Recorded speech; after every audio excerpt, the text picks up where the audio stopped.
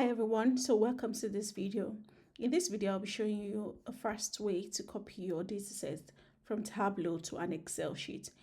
Now, this is the sheet. All you need to do is to start with the data source. Click on the data source, you will see your dataset in there. Select the column you want to start with. In my case, I want to start with the first one till the end. So after selecting, I'm going to hold down the Shift button and click on the last column and have the entire sheet or dataset selected. Then I'll right click on this one and copy values. Now open my Excel sheet and I'm going to paste. Just Control V.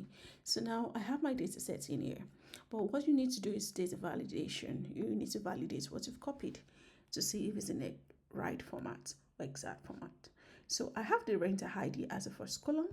So I'll go back to the table to verify.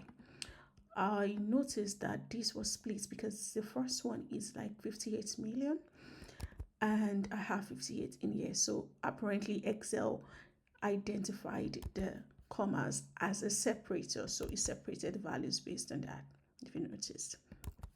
Now the duration also have 2 in the first one and 820 thereabouts.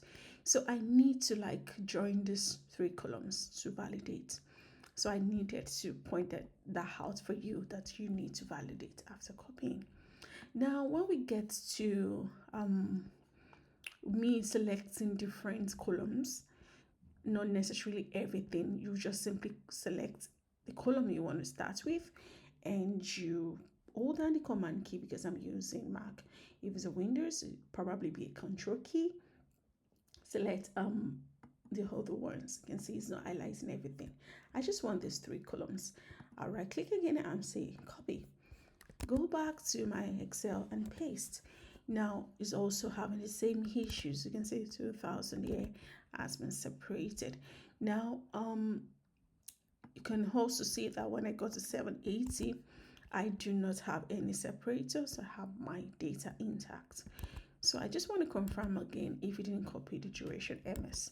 Now I can see duration MS here, but apparently it's empty only because of the separator allowed the data to spill over to it. So it will copy the data field, but not the data set within it. I hope you find this video helpful. Thanks for listening.